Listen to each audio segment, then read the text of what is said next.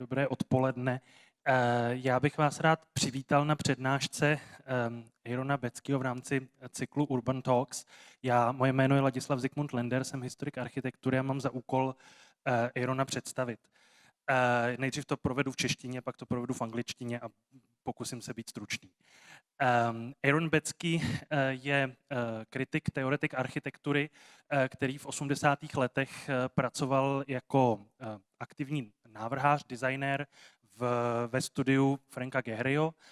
Potom od poloviny 90. let vedl, v podstatě založil a vytvořil sbírku architektury v San Franciském MoMě a potom krátkou dobu působil v Nizozemí a od roku 2006 do roku 2014 vedl Museum of Art v Cincinnati. V roce 2015 se stal děkanem School of Architecture Taliesin, což je škola, která vlastně pokračuje v tradici školy společenství Franka Lloyd Wrighta v Taliesinu West ve Scottsdale v Arizoně a Taliesinu ve Wisconsinu. Tomu se věnuje od té doby, kdy vlastně za ty poslední 4 roky ta škola vlastně určitým způsobem ožila, určitým způsobem nastartovala celou řadu programů a přijala také mnohem více studentů. Aaron Betsky je velmi činný, aktivní taky publikačně, a to jak co se týká krátkých kritik, tak co se týká knih o jak současné, tak historické architektuře. V polovině 90. let se asi jedněmi z nejslavnějších, nejvýznamnějších jeho počinů staly 2 knihy, a sice Building Sex a hned následující kniha Queer Space, které vlastně jsou takovými 2 komplementy vůči sobě a vlastně přinášejí tu tehdy velmi jaksi revoluční myšlenku, že záleží nejenom jaksi v architektuře nejenom na tom, jakým způsobem se navrhuje a podle jakých principů a nějakých uměleckých kritérií, ale že záleží také na otázkách genderu a sexuality. Potom v roce 2008 byl hlavním kurátorem 11. Benátského bienále architektury, ze kterého vzešla taky kniha, která má právě v podtitulu Beyond Buildings, což je tedy téma dnešní přednášky. A od té doby Aaron přispěl do celé řady dalších knih. Mezi poslední patří například kniha, což jsou sebrané jakési spisy nebo nějaké krátké texty Architecture Matters. A úplně nejposlednější kniha je věnována vlastně genezi příběhu moderní architektury, jaké vlastně byly potřeba společenské, umělecké a další podmínky pro vytváření modernity a co to vlastně ta modernita znamenala, také jakým způsobem se překonala. Tahle ta knížka se jmenuje Making it Modern, což je téma zítřejší přednášky, která se uskuteční v Domě umění města Brna. So I would like to present Aaron Betsky, who is a critic and theoretician of architecture. In 1980s, he worked as an active designer in Frank Gehry studio, and in 1990s, he was sort of a founder of a large collection of architecture at San Francisco MoMA. Then he went to work in the Netherlands and returned to the United States to become a head of Museum of Art in Cincinnati, where he worked between 2006 to 2014. In 2015, he became a dean of the School of Architecture at Taliesin, which is sort of an institution school that continues in the tradition of Frank Lloyd Wright's fellowship program, which Frank Lloyd Wright found in the 1930s. He is also a very well-known architecture critic and theorist and historian. One of his most significant publications in 1990s were two books that sort of deal with same issues, which was Building Sex and Queer Space. And he sort of opened this idea that also not only gender matters in architecture and design and urban planning, but also sexuality matters. In 2008, he was main curator of the 11th Venice Biennale of Architecture, which is today's lecture going to be about. The title is Beyond Buildings, which is a subtitle of the main theme of the Biennale and also of the accompanying book. And from his recent publications, we can name collected works which were published under the title Architecture Matters.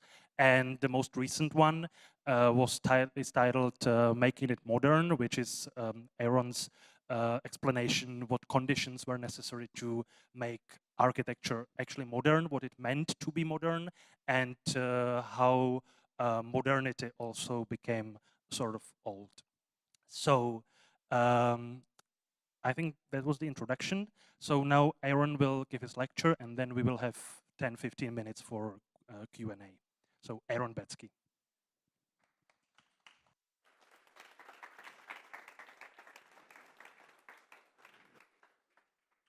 Thank you. I was told to stand between the images, so I'm trying to do that. Thank you, Ladislav, for the fulsome introduction.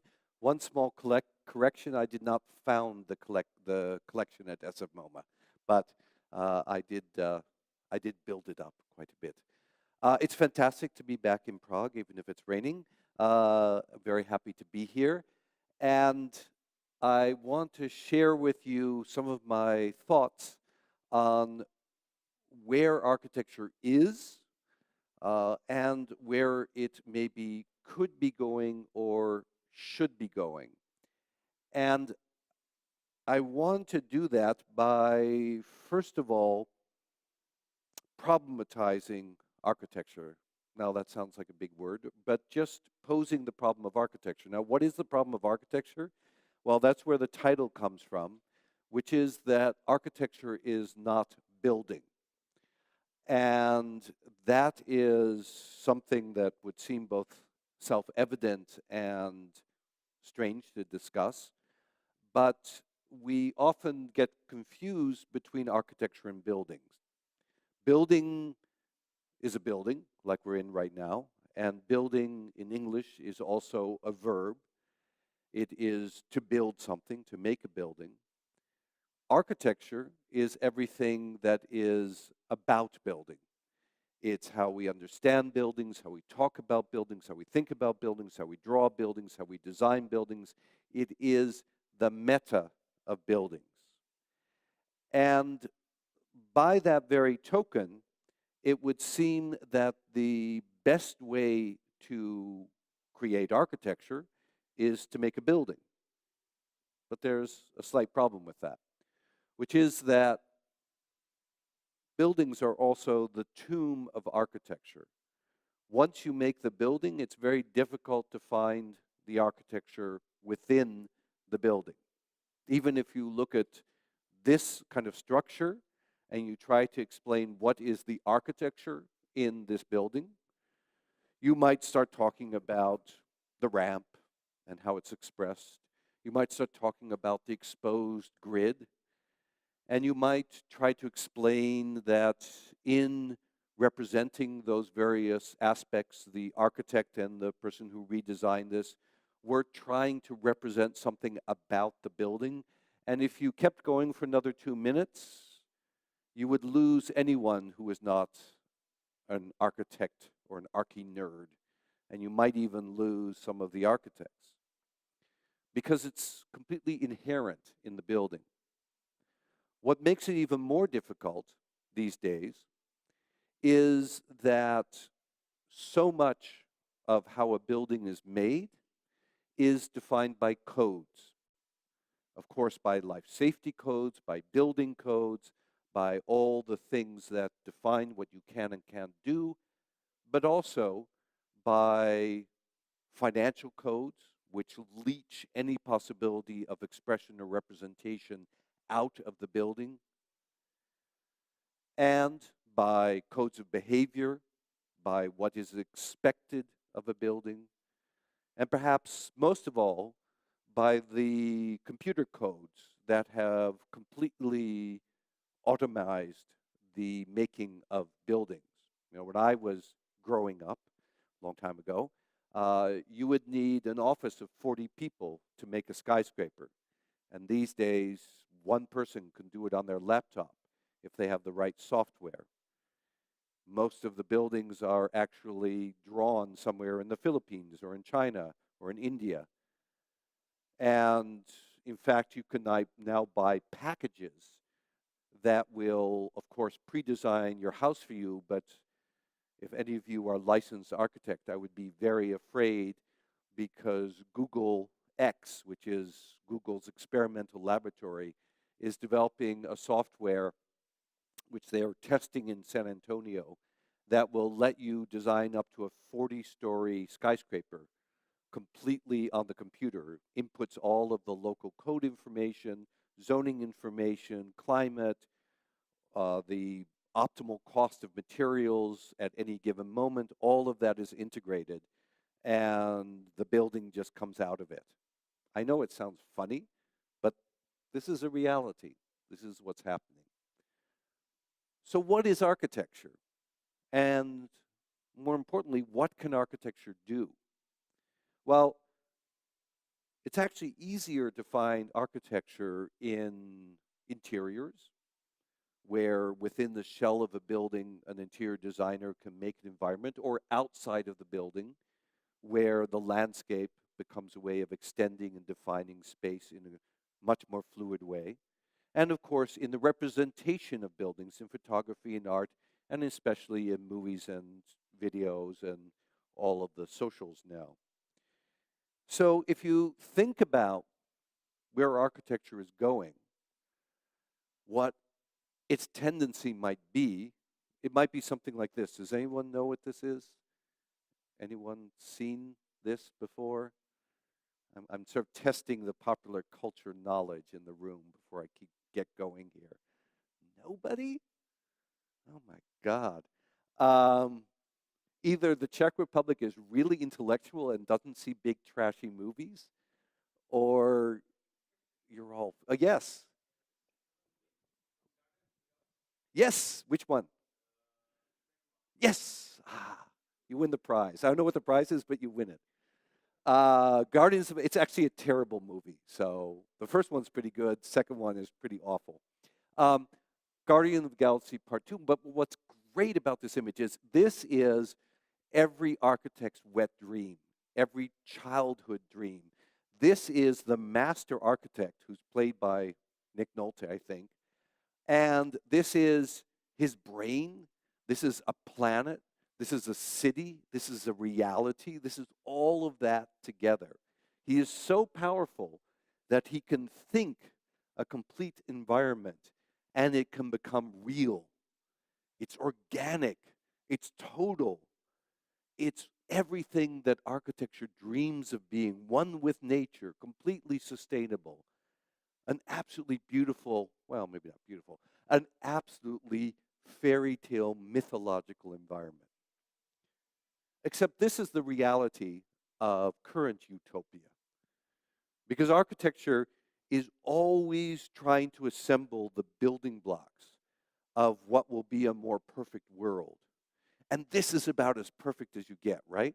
It's the perfect circle, the omega of architecture. The building that cost over $1 billion, the building that is endless Dilbert land with all of Apple's, because it's Apple's headquarters, all of its workers running around like rats in a maze, or mats in a race, rats in a maze, as they try to escape from that perfection. Well, I am convinced that Stephen Jobs is buried right in the middle there and is looking over the empire that he's left behind. This is a perfect building, the perfect embodiment of the institution it served, the perfection of technology, the perfection of its type. It's absolutely perfect, except that as soon as it was finished, they had to build this piece of dog shit next door. Because, of course, you can't make a perfect building. As soon as you finish it, and even before that, its functions will change, its uses will change, the technology will change. So you wind up creating these flexible, reusable pieces of turds that you strew out over the landscape. But of course, there's an even bigger problem, which is what Apple actually makes, which is by its very nature destroying the need for buildings. You know, I've been waiting for this for a long time. In the same way that we were all promised that once we got computers, we wouldn't need paper anymore. That took a while, but I've actually now noticed that my paper files have disappeared and everything's on my laptop, and I think most of my desktop is on here. But it's happening with buildings too. There is an incredible fall in the need for new buildings. But on a deeper level, of course, these kind of devices are creating the social connections, the knowledge connections, the economic connections that truly structure our relationships between ourselves as human beings and the world around us in a way that buildings can't. And that, of course, means that we are everywhere, nowhere. And Karl Marx's great prediction of 170 years ago, that all that is solid will melt into air, all fixed, fast, frozen relations will dissolve, has come to pass.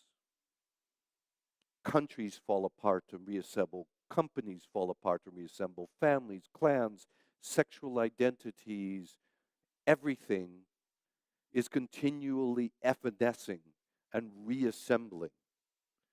And that, of course, is the real challenge that architecture must face. And the challenge is not so much in how to make a building that is still worthwhile, still can house all of our functions, but how to tackle what is in the physical human-made world the actual embodiment of that complete dissolution of all social, economic, and political relations, and the continual motion of goods, people, and information, and that is urban sprawl.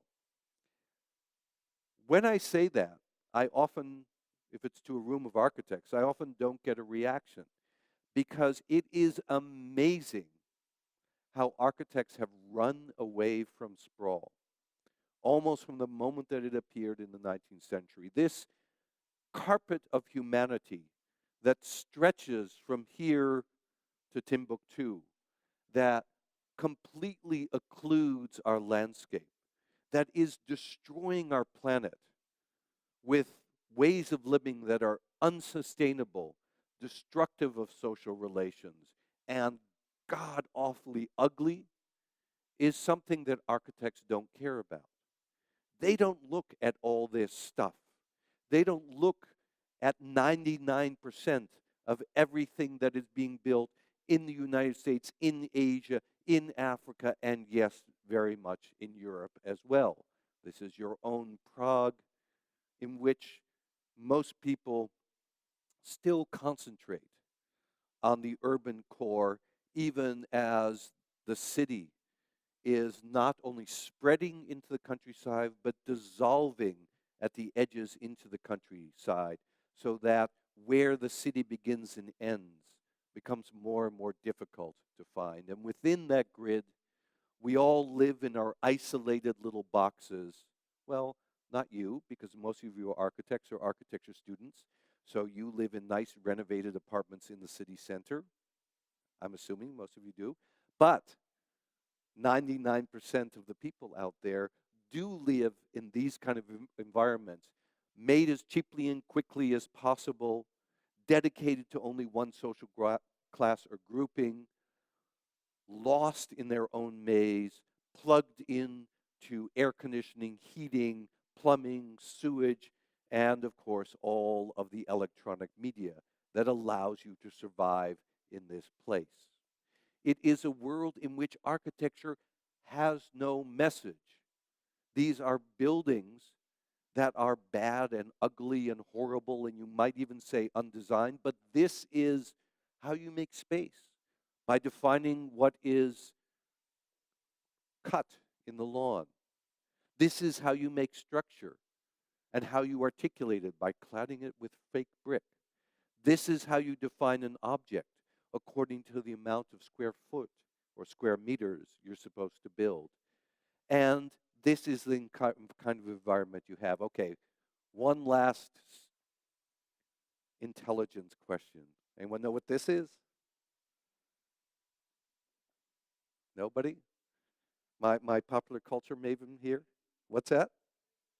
Breaking Bad, all right, yes. Now, what's really ironic about these images is that when I decided that I wanted to talk about this this kind of environment where a house could have a nuclear family with 2.1 children, actually these days 1.8 children, and a father and a mother, and then next door could be a meth lab, and next door could be my tailor, because actually where I have my suits done is in a house like this, and the next house could be 20 people living illegally, and then there could be a normal, quote-unquote, family again. And I decided I want to use Breaking Bad because that's what goes on in this television series where a high school teacher becomes a meth drug lord.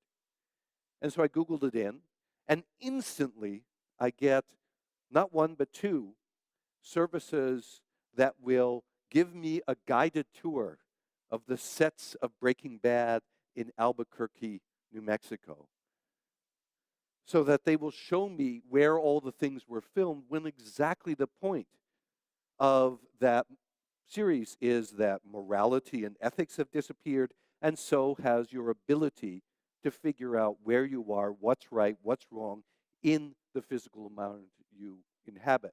And all of it is beige. I like to think of it as a color that has worse associations, but the German architect Jürgen Meyer-H issued what he called the Latte Manifesto, which of course is much more polite than it being brown. And it's actually amazingly true. I did a study in a city I was living in the United States about 10 years ago, and asked the students to survey all the colors beyond the city core, thinking we would get this rainbow of different colors, and all we got was a range that went from a dusty red brown to a yellowish brown with a couple of gray tones in between. It's all the same.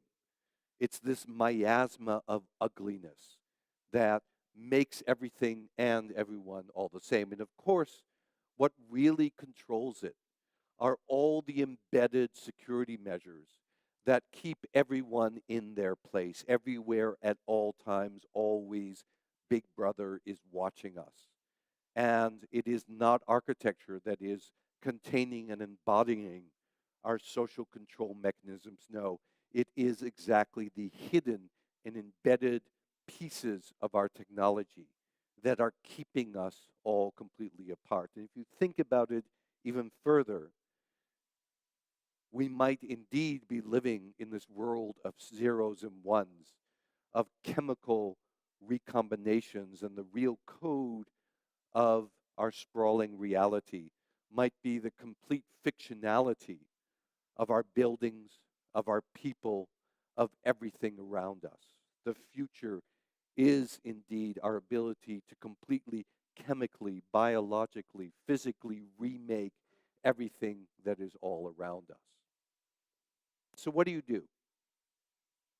In that kind of environment where reality is literally being continually made and remade in selfies, in memes, but also in politics, in fake news, in dictatorships of lies, in a world in which no surface is actually what it is, in which no place is actually any place.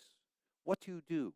Well, the easiest answer, of course, is to go with the flow.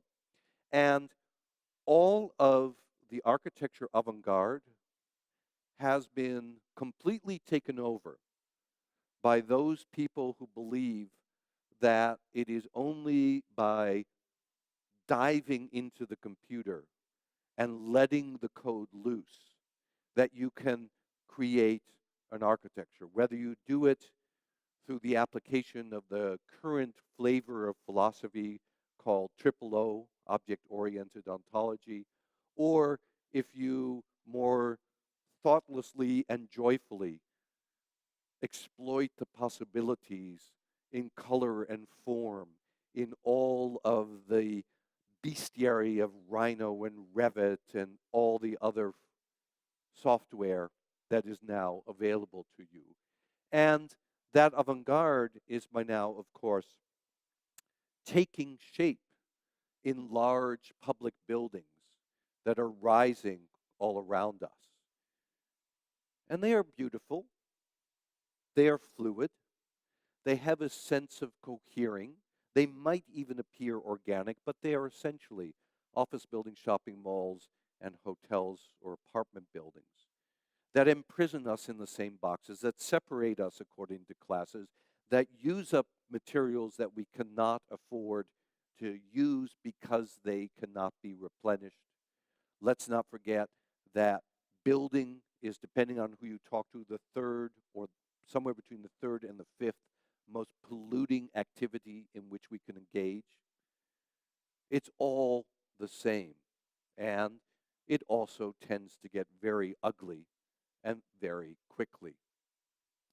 I'm more interested in acknowledging the irreality of this world, both in its imagistic sense, in the way that it really allows you to completely freely recombine things, and of course also in its material sense.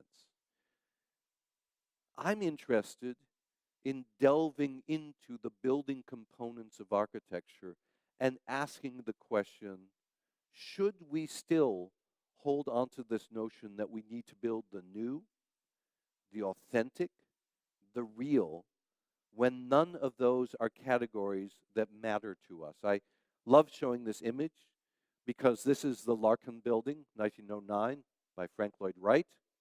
Absolutely gorgeous building that doesn't exist. It was torn down less than 20 years after it was constructed. The ruins are there in Buffalo, New York, but the building is not there, except it was recreated. Absolutely beautiful, down to the sheen of the rain on the pavement in front. Now, you might say this is wrong, and not only is it wrong, but it's dishonest, but it's beautiful. It doesn't use up any natural resources, and it evokes a place that maybe someday we can project and can re-inhabit. It is our ability to appropriate and reuse or misuse the things around us that are more and more important. I would love to make a law if someone put me in charge, if I ran the architect's office in the city of Prague in the good old days when they controlled everything. I would make a decree that there should be no new buildings. We have more than enough buildings. We have enough structures in which we can all live, work, and play. We should be reusing, rethinking, reimagining, opening up the buildings we already have.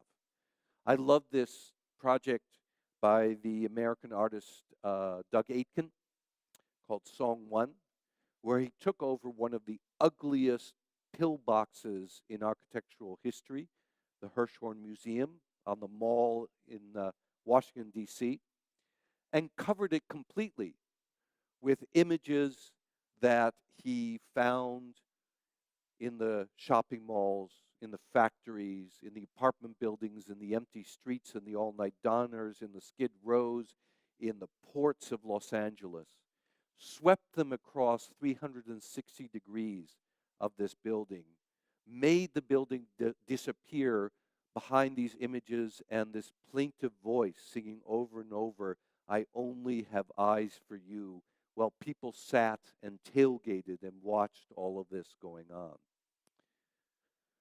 We now have the ability to rethink and remake architecture. This is a Chanel store by MVRDV, but actually my favorite of this line of thinking is this small building in Schendel in the Netherlands.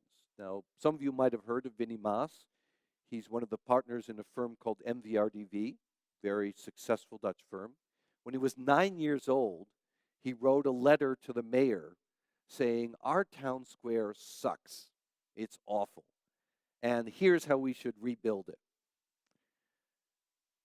He was called by the current mayor and said, we have that drawing in our archive, and we want you to come and rebuild our town square. But we have a problem, which is that there needs to be a shopping mall there to pay for it all. But we have a second problem, which is no one wants a shopping mall. So Vinnie Maas said, no problem, went there, photographed every single building in this small town, put them all together with Photoshop, blew them up to 120% until he had the perfect monumental version of the Schendel building, and then printed it on glass so that you have a building that is there and not there, that is functional and yet completely transparent. Now, where am I going with this? What interests me is a reversal of this progressive obsession with always making the new, the bigger, the better, and using up huge amount of resources as well as alienating us from the world around us as an architecture discipline. I'm interested in finding the malleability of the images themselves, questioning the reality of building itself, and asking, what then can we do with that very irreality? And I use as my emblem of this series of photographs that the Japanese photographer Hiroshi Sugimoto took, in which he left the aperture open for the whole length of the movie, so that all the car chases, battles, love scenes, arguments, deaths disappeared into this perfect modernist white, this emblem of the end of everything, of a perfect utopia, of the perfect beinahe nichts of which Mies van der Rohe dreamed. It's the end, it's perfection, except that your eye starts wandering and starts looking at all of this incredible ornate detail of the movie theater around it. You start noticing everything that remains, everything that is the ghost of architecture. So I'm interested in ghost stories, fairy tales, in how we can interrupt our world with something that makes us aware of where we are in relation to others and to the world around us. This is the Estonian pavilion Lithuanian pavilion, sorry, at the Venice Biennale 2 years ago, which consisted merely of building a concrete wall down the middle of this church so that the whole centrality and hierarchy and function disappeared, and then turning it into an emblem of this empty corner, this piece of absence in their home country. An architecture that is almost not there. An architecture that makes you realize what is there, that makes you appreciate what might be something that you could call reality, that manipulates scale and pieces of architecture, that demarcates space, even just with some traffic cones placed in the middle of a square in downtown Shenzhen in China. It's the bones of architecture that matter now. It's a skeleton that we don't express for its glorious ability, but that we understand as the irreducible fact of building around and through and beyond which we can make architecture. It's not just all theory. The image before was the Herzog de Meuron parking garage in Miami Beach, which is not just a parking garage, but a home and a site for pop-up cafes and stores and raves and everything else. This is a learning center by Snohetta in Toronto. And you know, we don't have libraries anymore because no one reads books, but we do want to learn and know and talk about it.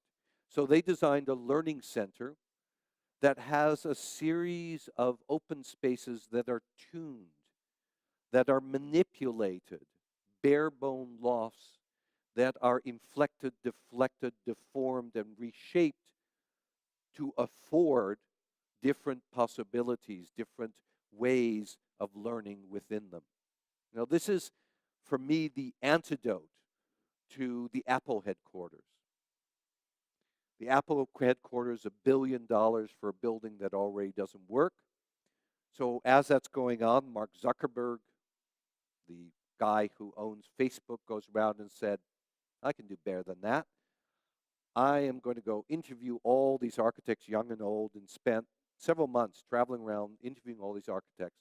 Walked into Frank Gehry's office, which was a mess, sort of like this, with different groups of people working together at various times, sliding their chairs around, but using what the building afforded them in terms of material, light, and scale, gathering points, focal points, points of stimulation.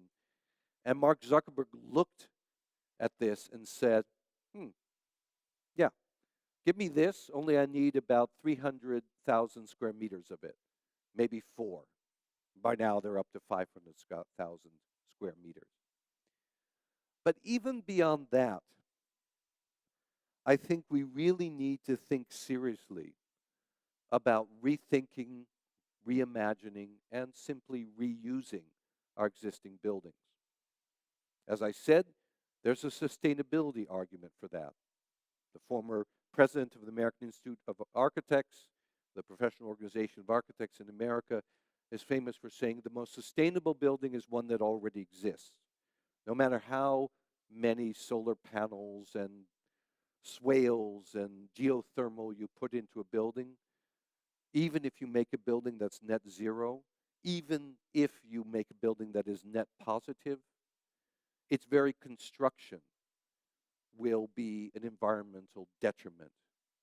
It is better to reuse what we already have, but not thoughtlessly, but rather, I would say, to find the architecture that is embodied and buried within those buildings. Here is a work by the artist David Ireland, who bought a very normal house in San Francisco and began fixing it up, not just to make it more functional, but to bring out its history by slowly peeling away the various layers that had grown onto it, rubbing them with wax, gathering together the implements as memorials of what had happened, even creating a memorial to the place where the safe hit the wall, so that everything that was present in this house now became visible. A fairy tale, a fiction, a story, a myth. That is what this kind of architecture can become. It can be an architecture of reuse, recombination, rethinking, that tells new stories about our lives, that lets us rethink where we are, revalue what is finished, what is unfinished, what is beautiful, what is ugly, all in order not just to establish those as problems, but in order to allow us to create a sense of worth, value, that can stand against the corrosive aspects of capital that always wants to invest as little as possible and move on so that it can create the next soulless place in the sprawling world for us. Instead, let us build new lofts. Let us first, as Aldo Rossi said, do small things, simple things. Let us find a way to excavate and concentrate upon and value what is already in our built environment. Let us find the beauty in what is already there, whether at the scale of a small interior, an art center like the last images I showed you, or of a larger public space like the Zollverein in Essen, which is now a swimming pool, a beer hall, a market garden, a market, a museum, a cultural center, a concert venue, all of that at the same time. Or the Red Bull Academy in Madrid, made out of completely recycled materials within this old warehouse. You can bring together a bunch of old windows and doors and use them to extend and open up the closed buildings all around you. The Dutch firm 2012 creates what they call harvest maps, in which you can use the computer to collect data on all of the material that is available within your environment, so that even a washing machine or a kitchen sink can be used to create a house, or tire tracks, truck tires and car seats can be used to create a pop center in the middle of Rotterdam. Here is a wonderful work at Heidelberg, the Heidelberg Project in Detroit, where Wade Gooten brought together all of the detritus, the leftover toys, the memorials, the mementos of all the lives that had been lost in what is now a bombed out part of a city that was once the fourth largest in the United States, and turned it into a neighborhood center, a place of both memorial and of hope. And the Theaster Gates did very much the same thing. In many ways, Theaster Gates is the perfect architect for our age. He was trained as an urban designer, and then he went and spent 2 years in Japan, learning how to become a master ceramicist, came back and got a degree in theology, and then started an art project in South Chicago, the Dorchester Project, where he brought together leftover pieces of buildings, but also the record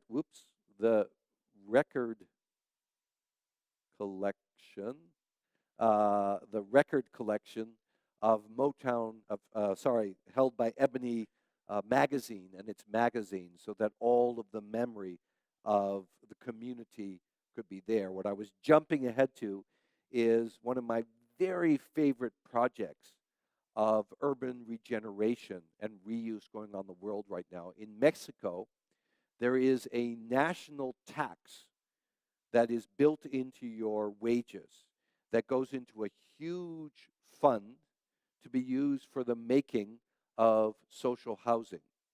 And for decades, they have churned out millions and millions of boxes, tiny little boxes sprawling out far beyond the edges of Mexico City and Guadalajara and Tijuana and these places.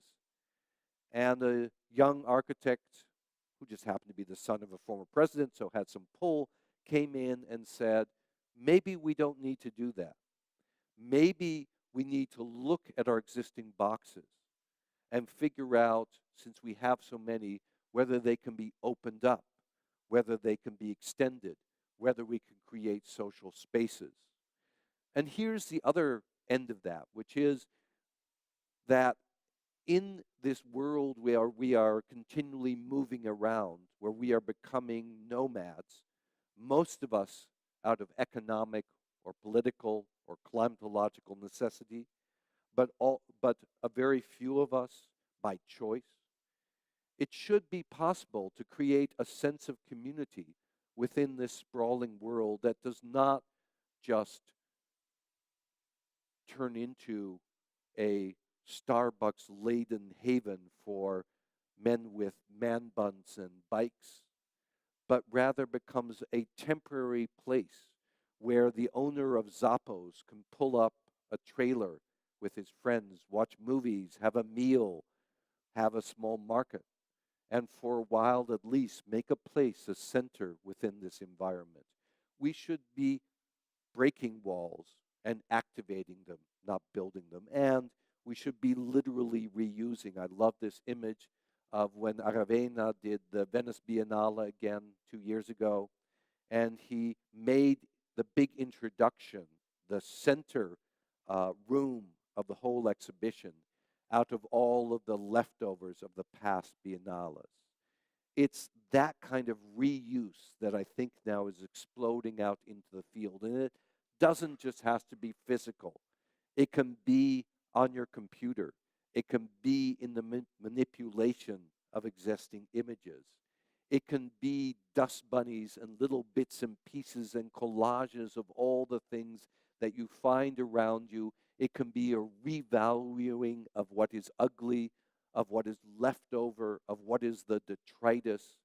It can be an understanding that it is the unused, the disused, the misused, the broken tools that can become the building blocks for a new kind of architecture, an architecture that will open up new possibilities, an architecture of garbage and junk, arranged as a taxonomy of possibilities. I love this image, which is an urban plan that consists of all of the materials in a VW Bug melted down and condensed into the model for a new kind of city. Artists like Sterling Ruby are letting us understand that everything that we once threw away can now become part of the world we inhabit. I always throw this image in, and I don't even know what to say about it anymore. I will just tell you that this is the Chicken Project at the Southern California Institute of Architecture, which I think is the most brilliant thesis project I've seen in 10 years, but I still don't know why. Anyhow, it is also a question intellectually of assembling things. As we start to understand that architecture is that manipulation of what already is, what we already know, we also have to realize that it is an act of mining and reusing and rethinking that very knowledge itself. I love this image by the artist Mark Bradford, who went around for the series of paintings to his neighborhood in Los Angeles where he lives and took handbills off of the posts and off of the walls, brought them into his studio, smeared automobile paint on them, scraped it away so you could see part of the images and messages of a lost cat or a wrestling match coming up, put more handbills on, put more paint on, scraped it away, and kept going until he wound up with what he called a map of his world, a map of the reality that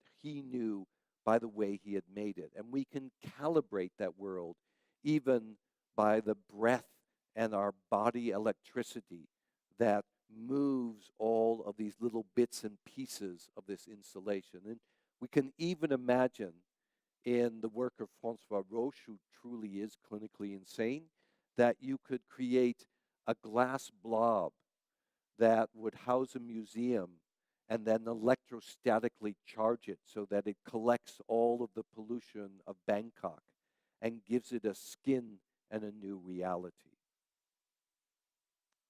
There's also, again, a very practical side to this, which is that as we create these new buildings, we should realize that, again, maybe we don't need new buildings. Maybe we just need to look at our landscapes more clearly. Maybe all we need to do to make a place for a poet or an architect to give a lecture, for a community to gather, is to find some leftover pieces of pavement in the back of a park in Germany, or pile up some rocks and make a staircase in a disused railroad line in the middle of Sicily. The single most successful piece of architecture, both, I would say, intellectually and ironically perhaps economically, is the High Line in New York. That little recovering of an unused freight line in the middle of Manhattan has unlocked by now about $15 billion worth of development, just because of the way in which it brought the history of Manhattan back out, the way it opened up the city, the way it turned the city into theater, the way it let us see our world in a completely new way. So maybe it's not building, but it's unbuilding. It's marking. This is another part of the Infonavit, the Mexican housing project, in which they spent all their money recuperating, reusing all of the public spaces, turning them into community centers and play yards and libraries and everything that the community did not have, without building any new structures. Of course, industry is way ahead of us. Here is how something like Nike or Adidas already reuses the city. And of course, kids already know how to reuse the city. It's the minimal gesture that affords these kind of activities that's absolutely essential. And maybe it needs to be even less than that. I love yet another thing that I love, but something that I actually can't show you, which is a young Belgian firm who, right out of school, got the commission that was going to make their career. They got the commission to design a new town square in a small town in Belgium.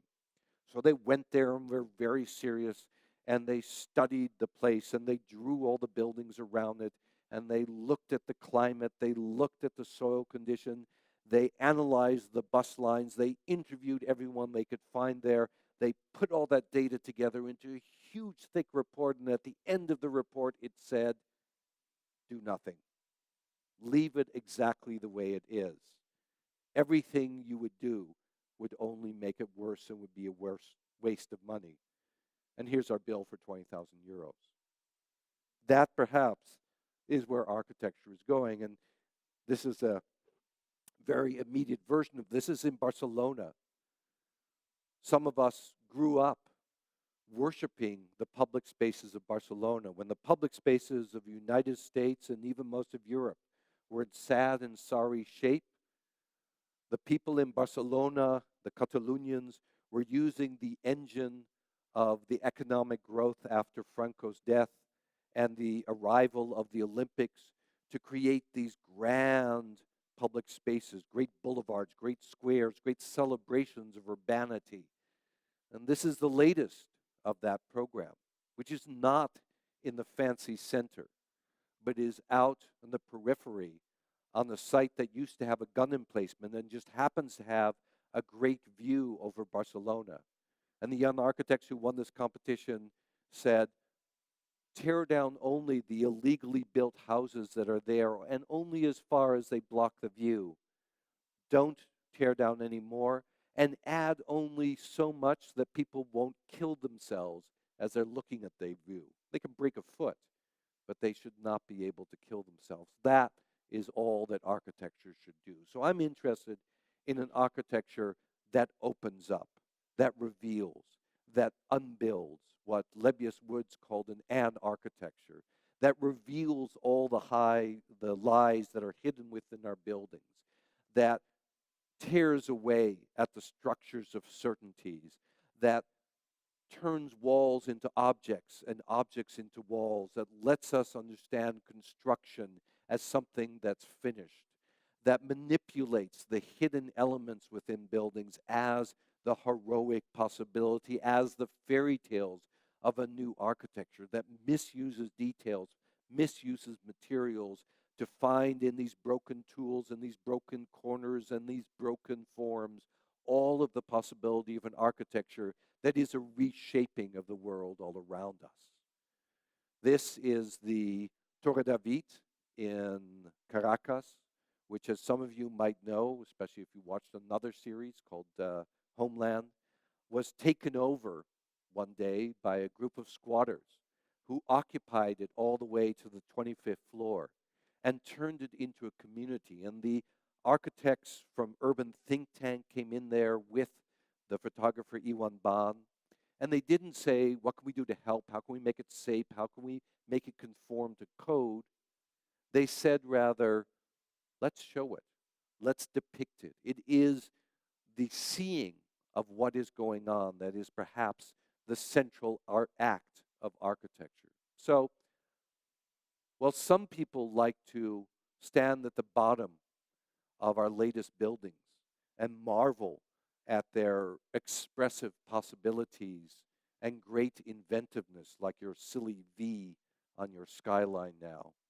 I'm more interested in the perspective that these crazy Russian kids take, who go to the top of skyscrapers all over the Middle East and Europe and Asia and dangle over the edge, looking down at what's there, seeing the possibility that is already there in our cities. I did a biennale looking at how we could take what was already there in Shenzhen, but no one was seeing, at the dirt on the streets, at the plants and the lamps in the offices, at the beer crates that could turn into an apartment that you could rent out on Airbnb, at all of the leftover books and all of the trash on the ground, and assemble it into a rethinking, a portrait, a statement, a possibility of building blocks for a Shenzhen that is already there and needs to become through the eyes of architecture, through the seeing of architecture. So that's what I'm trying to do, figure out what this world of sprawl is all about, how we can rethink it and reuse it. And I do this, as Ladislav pointed out, in these two incredible locations, Taliesin West, a temporary camp, a winter camp in the middle of the desert, and with these luminous spaces, and at Frank Lloyd Wright's original home in Taliesin in Spring Green, turned into a community of makers. In 1932, he brought together a group of young people, both men and women, to come to this place and not just make architecture, but dance and make music, declaim poetry, write poetry, do the dishes, work the fields, do his laundry, do all of it together to make a community of makers. And now we have refounded that tradition as the School of Architecture Taliesin, and we're trying to figure out how to use, abuse, and misuse those great facilities. But we're also trying to figure out what it is that we can do in this world of sprawl, how we can reuse and recombine and rethink the elements that make up Frank Lloyd Wright's architecture, to recombine and reconnect our city, how we can take the notion of creating not buildings but building blocks, his textile block system, to create communities that can build and unbuild, reveal and occlude themselves as the lives of the people within them change. We are trying to figure out how the very pattern of a tile can become the plan, the elevation, and the claw-like enclosure of a mosque I had my students design in the middle of Rome. One student went even further, and listening perhaps too well to all of the kind of stories I've been telling you, he decided that there actually always had been a mosque under the Via Giulia, because the Saracens had come to Ostia, defeated in battle, but came and built a mosque right there on the Via Giulia over here, and all we had to do is uncover it and then take over one of the lampposts as the marker of the mosque. That is all that architecture can do. Or another project where a student was asked to design a chamber of commerce for one of Phoenix's suburbs, and instead decided that it would never be built anyhow, but that the construction site could turn into a swimming pool, a WeWork site, a place where the community could gather to watch movies from the parking lot, and advertisements would pay for those movies on the other side. And another student working on the same project decided to reassemble all of the artificial, chemically induced and produced materials of Fountain Hills, which is the name of the suburb, and create a new Fountonian style that would allow us to create the true building blocks of a new community. The real core of what we do at Taliesin, though, is that we learn by doing. And we learn by doing by creating shelters. When Frank Lloyd Wright first moved to build Taliesin West, the students had to build their own places to live. And that tradition of shelter burning has turned into a site for creativity in which students try to figure out how to make yourself at home in the modern world. They use every style, every method, every construction possibility, and all of the sites are continually reused and rethought for new experiments in how to make an architecture. When I arrived 4 years ago, I said this should be the core of what we're figuring out. We should build on this tradition of a community of makers who comes together, first of all, to figure out what that world all around us is, to figure out what we can do without doing, how we can rethink, reuse, reimagine the world all around us. And then the core of that, before you graduate, is that you have to build your own shelter out there in the desert. That should be a prototype for how you can make yourself at home in the sprawling, continually changing the world. And this was the first experiment built 2 years ago, here receiving a final crit from Todd Williams and Billy Tsin. And it turned into the crow's nest looking out over the desert, and then into structures that really looked at the history of Taliesin itself. When the first shelters were built, they were sheep herders' tents, pyramidical tents built on the ground, and then the students found out that the snakes and the scorpions came in, so they built walls out of what is called desert masonry, which is you take all of the rocks that are all around there, you put them together with as little material, as little concrete as you can, and that becomes your shelter. And so we had a student who rebuilt one of those shelters, except when you look carefully, you realize that it is an image of the shelter in which the stone is printed on glass and the tent is printed on metal, so that at night it glows at the bottom, and during the day it protects you from the sun above. This spring we just unveiled 4 new shelters that range from attempts to understand that desert masonry, that building with the desert material, now means gathering together all of the junk, the detritus, the things people have left over, the cars, the tires, the beer bottles, the condoms, and everything else, and putting them together into a new kind of desert masonry. Or here's a student who used all the wood that you would normally use to create a suburban home and misused it to create this small little shelter. An architecture that becomes like a stage set in which more than one person can come together in an environment that continually changes. And this is probably the most beautiful of all of the structures, made out of rammed earth, which means that all of the material was found on the site itself, reassembled into this very simple block that on the inside is completely shot through with light. I still think that we could make buildings if we make them out of what is already there. I also think we need to make things that are minimal, but I also think we need to make things that remind us of where we are, who we are, where we've come from, and where we might be going.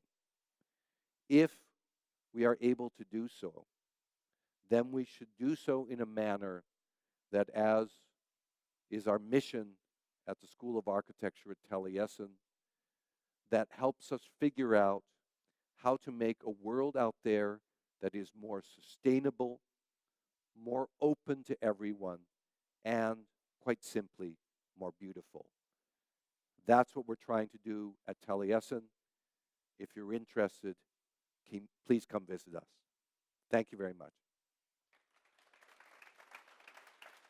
Thank you.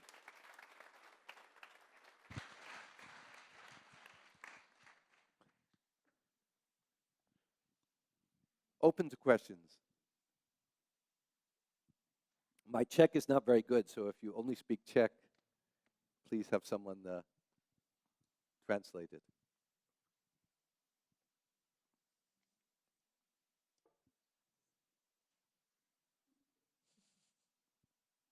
Nobody? Come on, there must be some closet new urbanist out there. I have a question. Yes.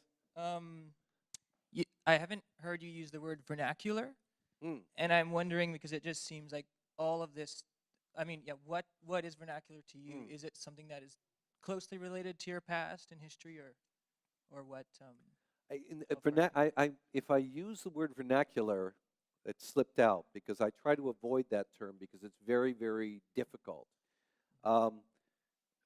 Vernacular, as we've come to know it, as it's been used since postmodernism, really, is this notion that there is a way of making buildings that is tied to a particular place in landscape, maybe even a genius loci, that is appropriate to that climate, and that reflects also the culture and the mores of the people there. Now, it very quickly becomes fetishistic about place, and very quickly becomes racist, nationalist, nostalgic, all kinds of things that really scare me.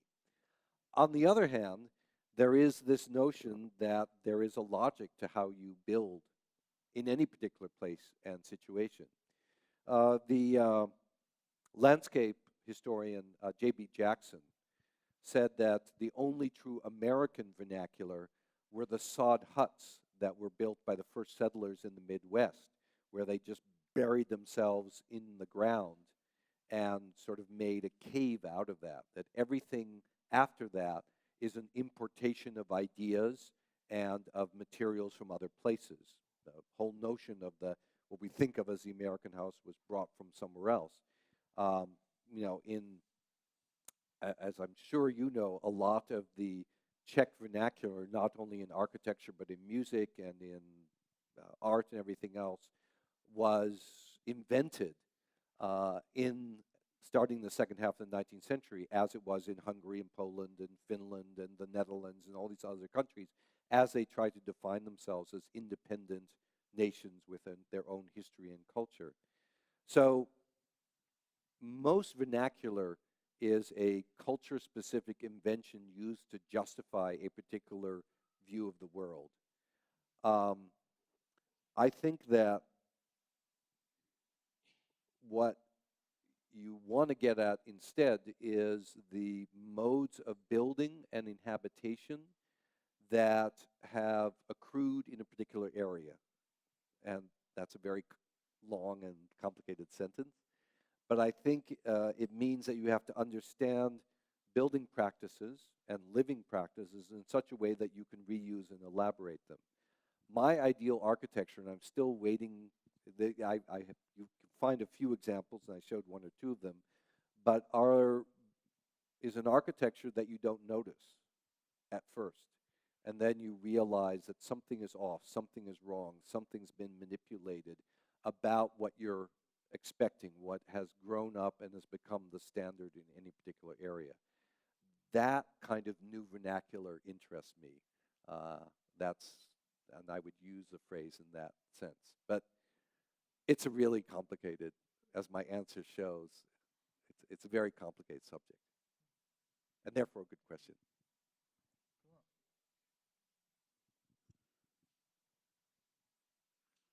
Other questions? Yes. A couple of decades ago, we were so important for Europe as a director of Netherlands Architecture Institute. So this was the biggest mark you did in Europe because you are American, but you spent a big period of your life in Europe, in Netherlands, and you were promoting new architecture that time, new Netherlands architecture. So you were so willing to go for new that time. And now I think what I see now, you change. Your opinion changed a lot. So can you judge your difference when you were 20 or 15 years ago and now? Where Oh, are you now? I'm sure I've changed and will contradict myself, but in my own defense, if I may, what interested me about Dutch architecture of the 90s and 2000s was exactly that kind of rethinking of the modes of building, the vernacular, to use that phrase, of the Dutch brick row house and how it could be rethought and rebuilt, the answers that they were developing to sprawl in the so-called Vinex program, the collage of existing types and forms reused and opened up in architecture. Was I overly enamored of the more exuberant experiments? Absolutely. But I still think that a lot of the reuse and rethinking came out of that.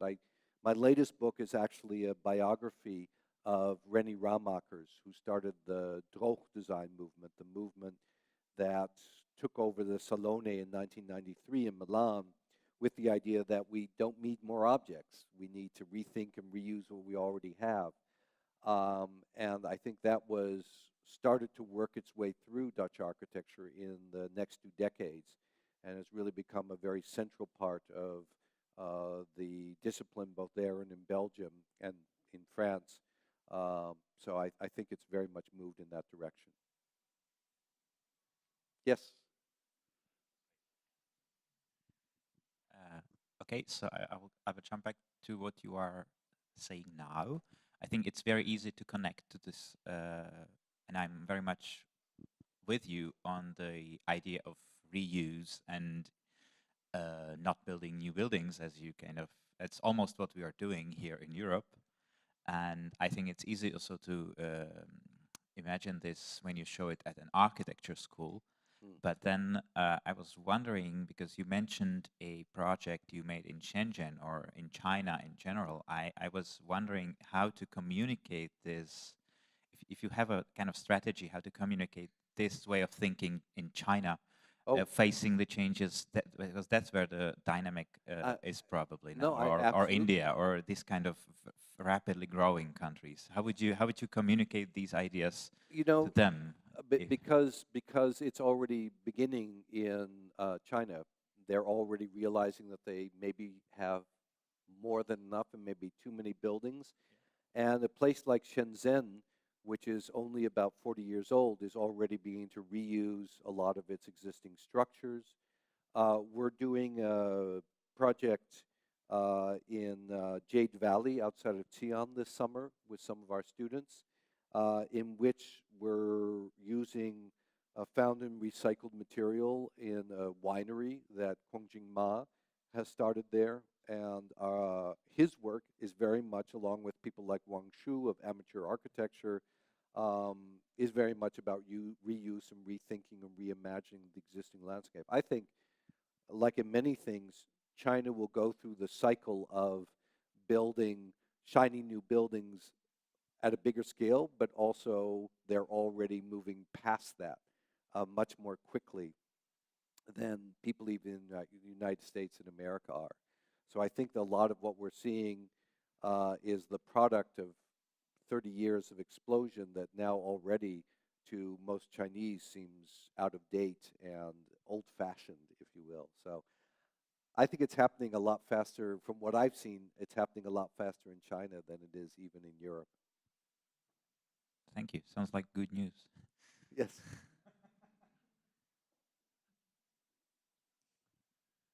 No one else? Yes. I'm curious that you showed the island as a good example of Yeah. reuse and stuff. But to build the island, they had to like empty a forest in Brazil to bring like the original plant they had in the as an invasive It's not quite species. emptying a forest. That's a bit of an exaggeration, but 2 forests then. I'm just joking, but yeah, the impact of the behind the island wasn't sustainable at all, and it caused a lot Yeah. of problems and destroyed a lot of the local business. Well, it's good for the tourism and it brings more money, but what the people were so a lot of example you showed, they were going towards more gentrification. Yeah. Than so yeah. no, you're right. I when I showed this lecture recently, I was lambasted by someone for being a capitalist stooge for showing it. And the sustainability. I mean, it's. I'd like to see the figures on the 2 forests, but it actually there's a very interesting debate going on now about reintroducing native species and accepting weeds and whether it does more harm than good and where those weeds actually coming from. And to me, that's the interesting part of the question. And how do you do reuse without actually using up materials? It also is very difficult. The economic question is a very difficult one because you're absolutely right. It spurred gentrification, and it destroyed a lot of existing businesses. And it's interesting because Liz Diller collaborated with several other people to do an opera exactly on that subject on the High Line last fall, which was the mile-long opera, which took place as you walked along the opera. It was very beautiful and very elegiac. And then people said, well, it's just a kind of guilty conscience.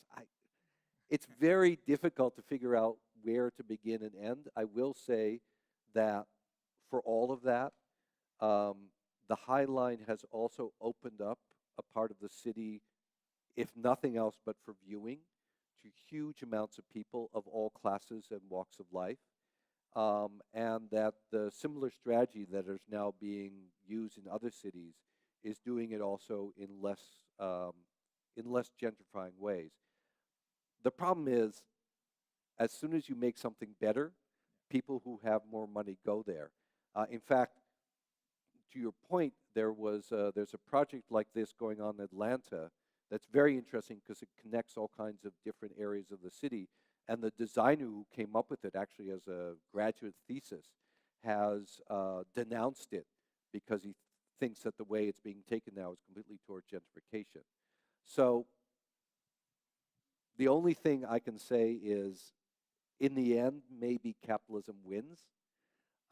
In the end, we still live in a very unjust and very destructive economic system, and you just have to figure out ways to work within that and to make it better in whichever one of those ways.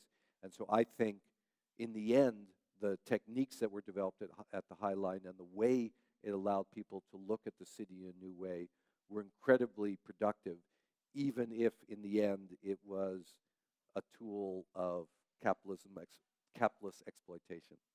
So, all right, if the debate's going to get to that level, maybe we should do it over a beer or something like that. Should we do that? Yes, unless someone else has a pressing public question. Let's go drink. Thank you very much.